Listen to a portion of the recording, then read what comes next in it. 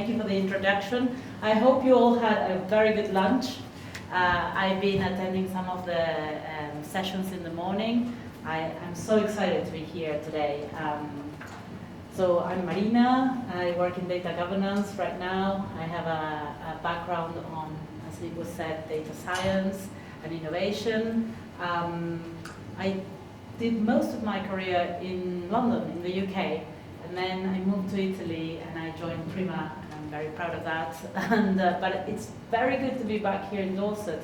We used to come here with my husband all the time to do the coastal walk, so I know this area almost step by step, I'd say.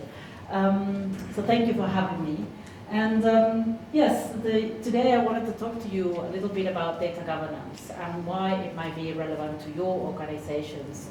And really the goal for today is to provide you guys with a framework that you can take back with you towards automation in terms of data governance as a service and how it can help your organizations. First of all, I wanted to start with a working definition of what data governance is. And you'll find many definitions and many different experts on this.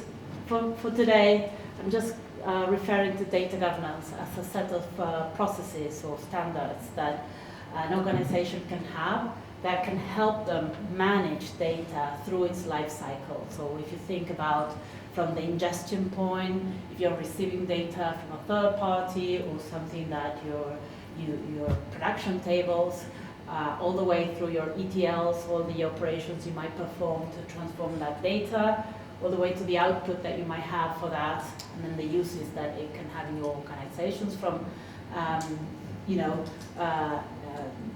for other microservices or for dashboards or for reports, etc., etc. So many different uses.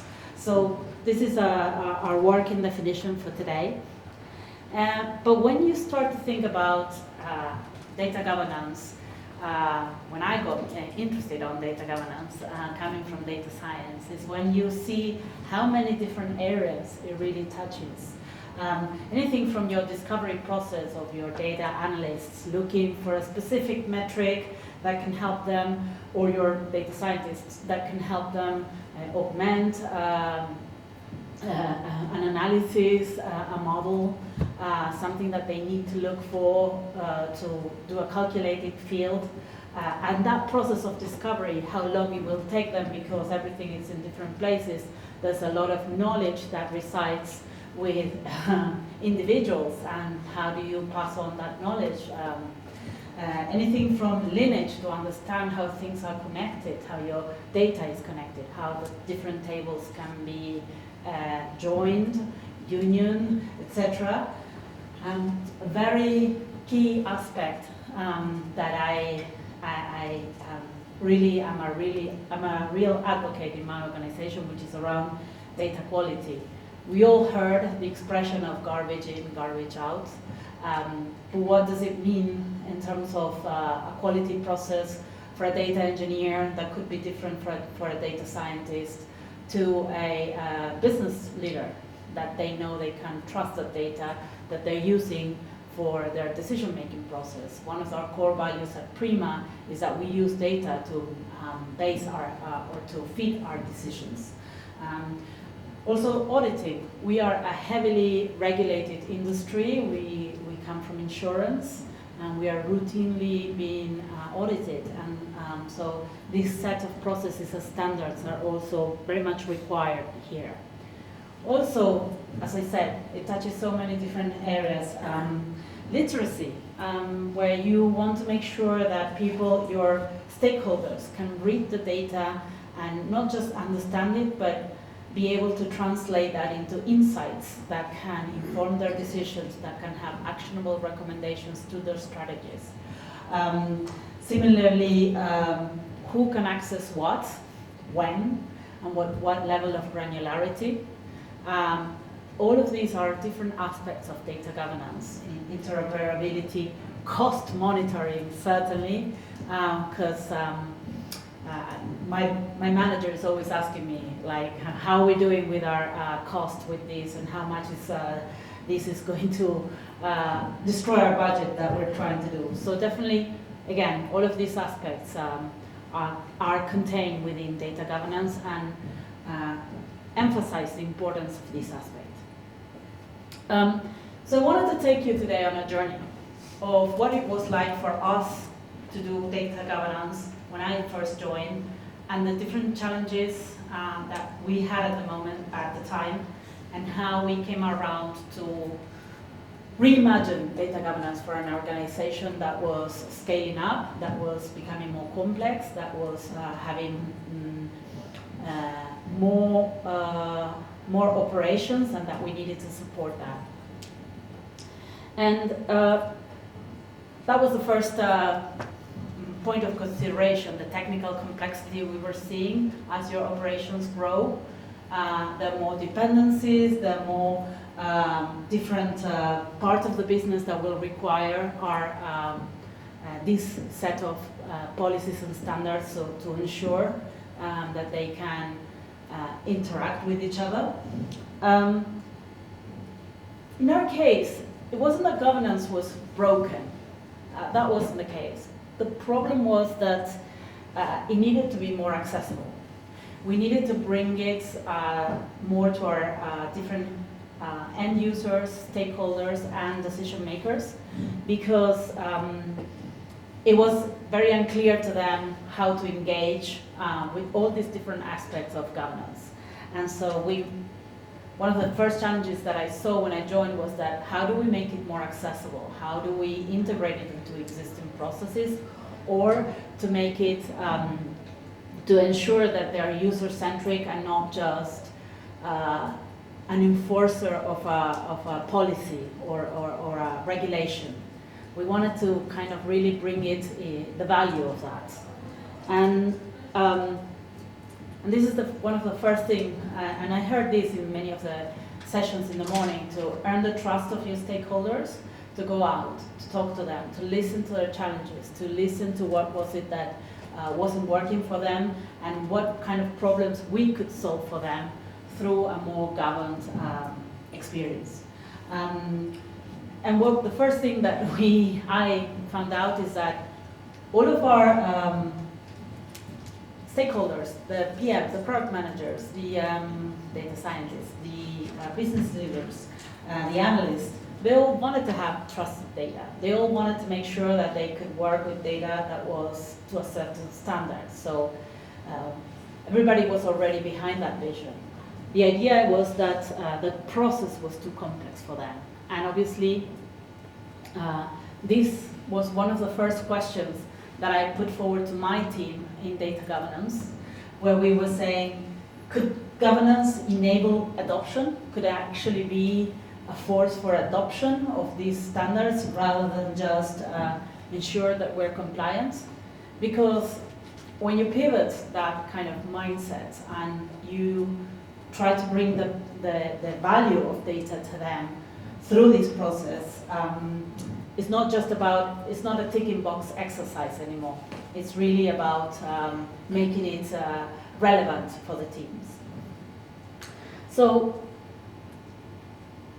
I wanted to take you on this journey, as I was saying, and some of the ideas that we had, and I'm sure that we all might have similar stakeholders with your different kind of organizations and depending on the size.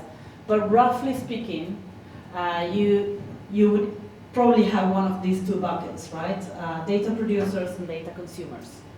And our goal was to think about how can we support these different personas or these different audiences through our different menu of services. When we sat down to write this menu of services for governance, we had these two groups in mind. So for producers, data quality controls that can be ideally automatically implemented, because I have this theory that, well, not just I, but the industry is going in that direction as well.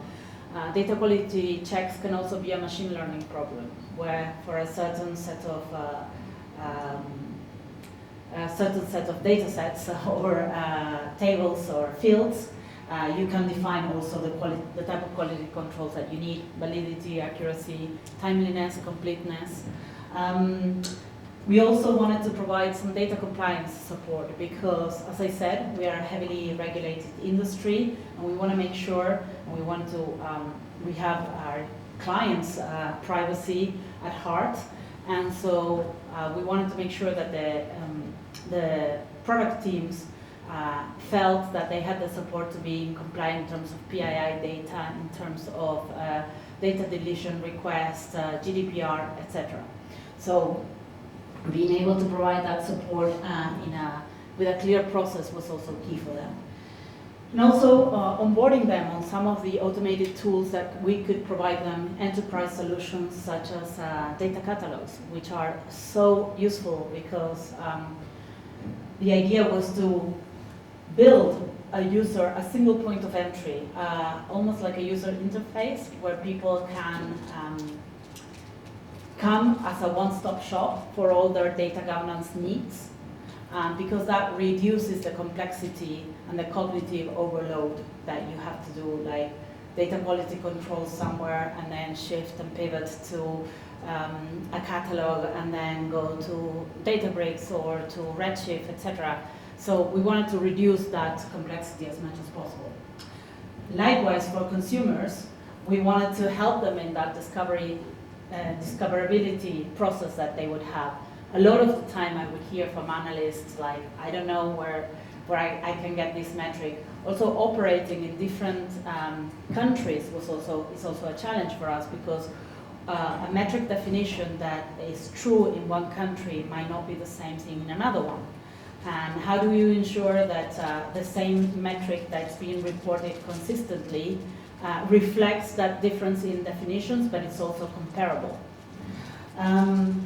Data visualization support was also a huge part of us in terms of our reports and our dashboards, and not just ensuring that the time units were consistent, which is something that I saw many times, or why a pie chart should be practically banned, at least my choice. I think bar charts or time series should do a much better, or stacked charts should do a much better job at that.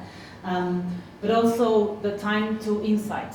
We set out a very clear mandate to reduce the time to insight of what is it that this visualization that we're putting in front of you is telling you. We did that through developing an internal template for dashboards with a very consistent brand palette, that cognitively you're not learning over and over again how to read different labels because they're different colors or different fonts. So a standardization of that was also very useful for us.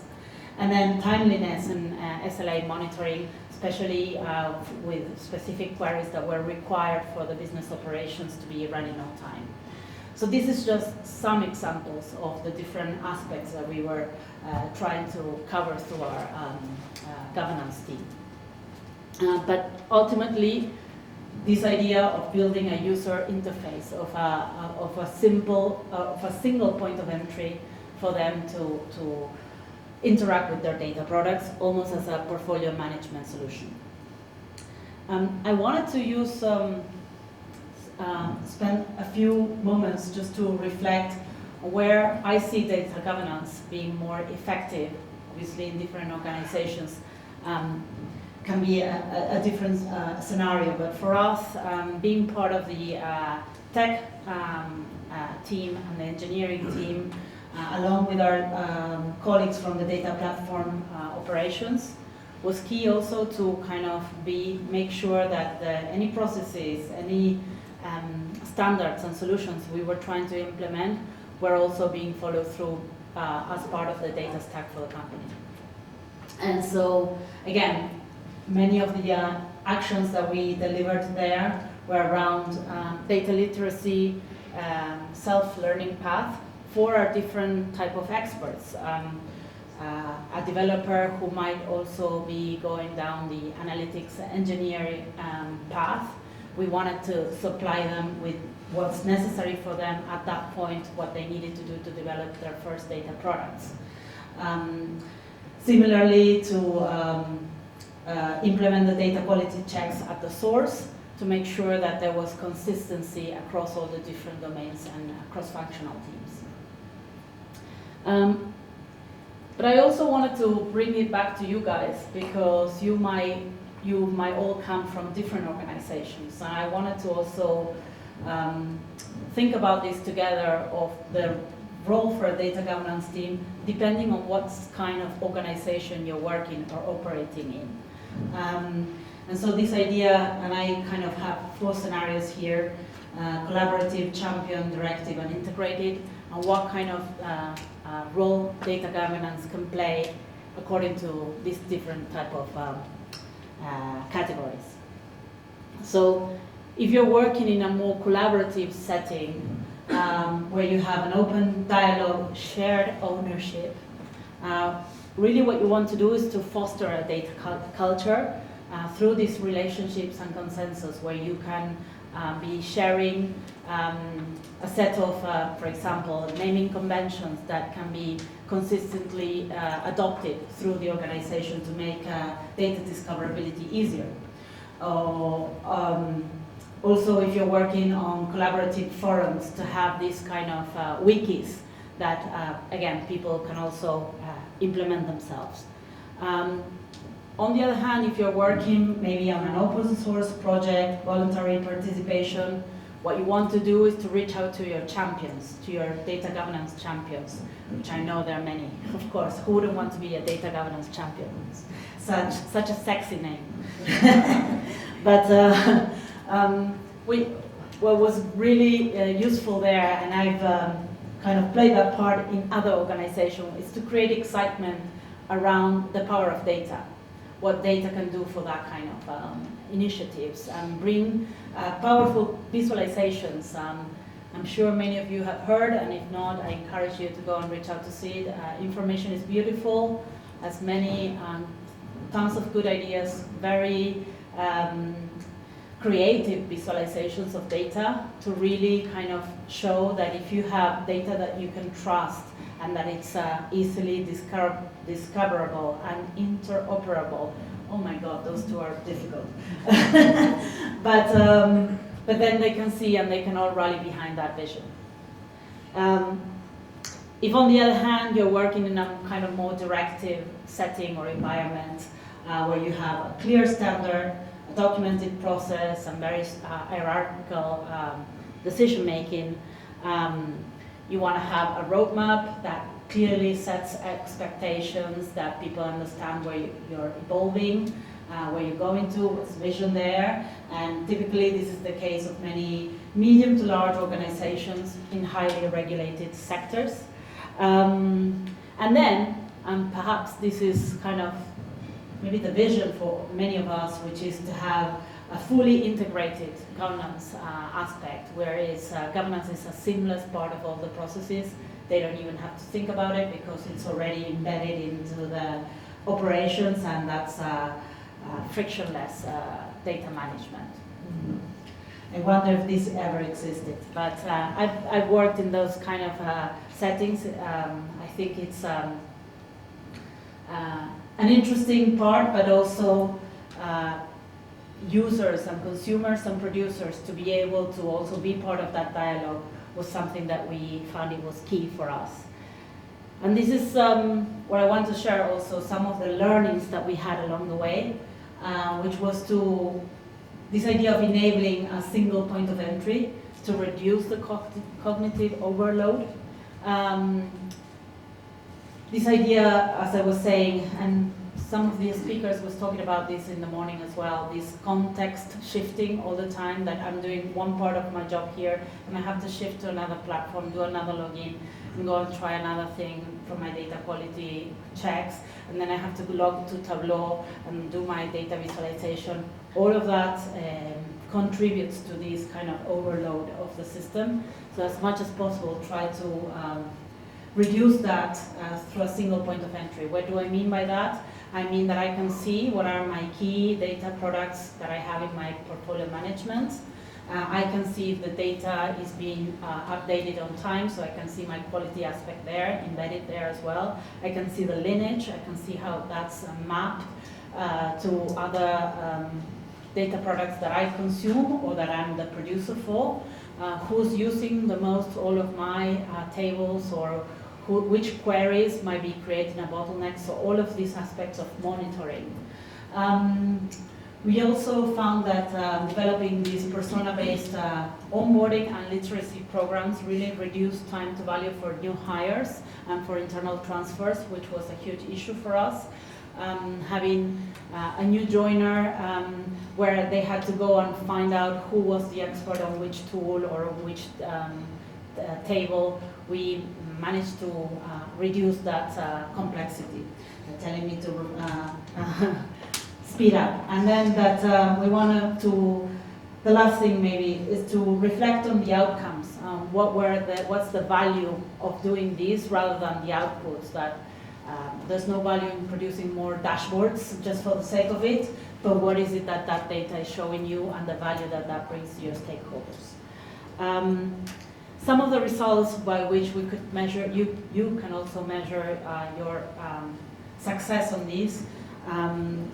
So 85% of new data products include a metadata and a lineage. This is a signal, right? A signal metric that we can see. If you start seeing more of these, it means that your governance is being more widely shared across the organization, and that your champions and experts are really encouraging developers and data producers to include those. And also a significant reduction in time to value for discovery, where analysts can get to what they need much faster than they used to. And perhaps at a more conceptual level and at a more philosophical level, if you want, is that lowering the entry barrier for us was a lot more powerful as a force within the organization than just merely tightening enforcement and making sure that our teams are, just implementing data quality controls for the sake of it, but rather how they can benefit. Once they see the value and the benefits, it's easier for them to rally behind that. One parting thought of how you can get started today. You don't need to have a data governance team if you don't have one. You don't need to have experts if you don't have. One very good point to start is make friends with your metadata. What is your metadata? It can be anything technical from table names and row columns and connection details to business definitions, descriptions, glossaries, terms, ownership, and more operational like logs and code and runtime. And then common issues that you'll be able to solve just by looking at your metadata can be anything from making it more discoverable if you find that a particular data set is being used a lot, but there's no clear definitions or business terms attached to them, that is understandable, addressable. I'm going to have to run through this, I'm sorry guys. Trustworthy, maybe this one is also important in terms of this idea of having certified data pipelines.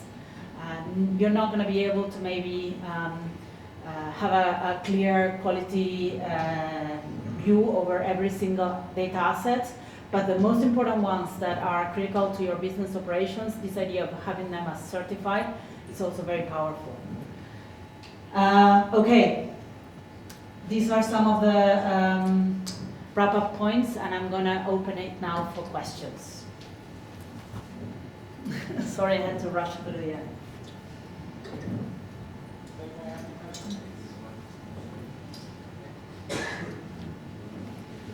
No questions?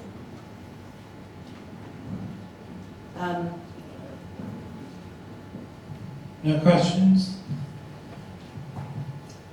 Okay, very good. That was all very clearly. So in that sense, just to wrap up, this idea of turning a strategic, what used to be a contention point within an organization can also be an opportunity to rethink that setting and that framework, redesigning the roles, the role of data governance to be a service for them, to show the value that data can bring to them, and building a trusting interface, a single point of entry, as much as possible will help you in your journey. So thank you so much for coming today, and enjoy the rest of the conference.